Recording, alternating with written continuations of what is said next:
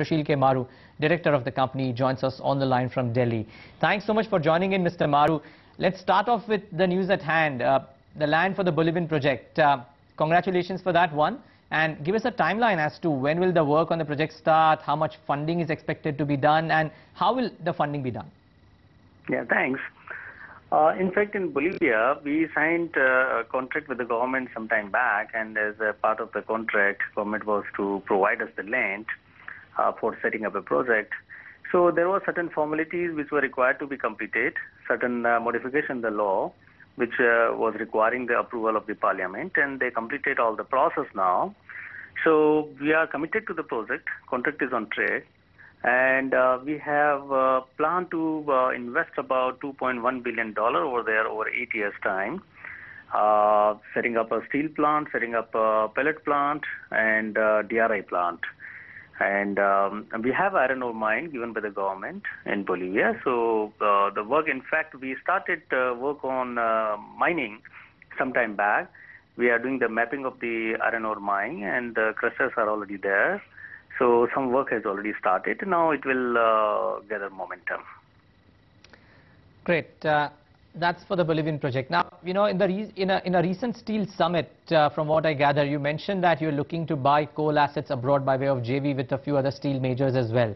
Is that something you're actively pursuing? Have you zeroed in on anything? Any details?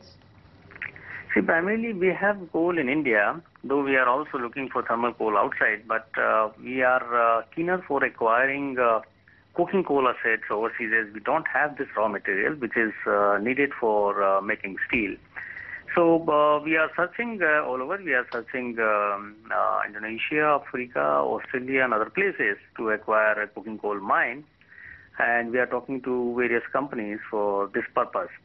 But nothing much has happened so far. So we are. I think it will still take some more time for us to really go for some acquisition.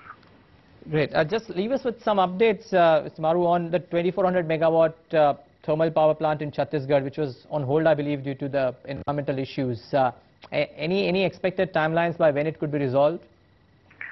There is no fundamental environment issue as such. Government wanted to understand something. They came out with some letter, which is there on their website, asking for how we are planning to set up the project in a land much lower size than what was originally contemplated. And those are the main issue, and we have explained it to the government. So we are waiting to hear from them. And in any case, we have already placed order on BHEL for supply of equipment.